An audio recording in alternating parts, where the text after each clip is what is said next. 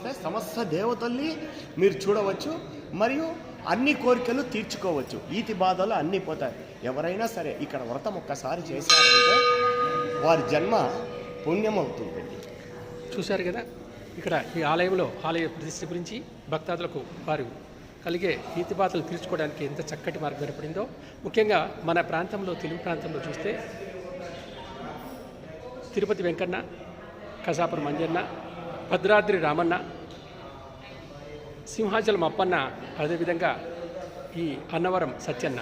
So సాక్షాత్ సత్యన్న గారు ఇక్కడ వెలిసినారు. సర్వమంగళ మాంగళ్యే శివే సర్వార్థ సాధికే శరణ్యే త్రయంబకే దేవి నారాయణి నమస్తుతే అంటే అమ్మవారు సాక్షాత్ రమాదేవి సర్వేతరైనటువంటి సత్యనారాయణ స్వామి ఆలయాన్ని మనం చేశాం.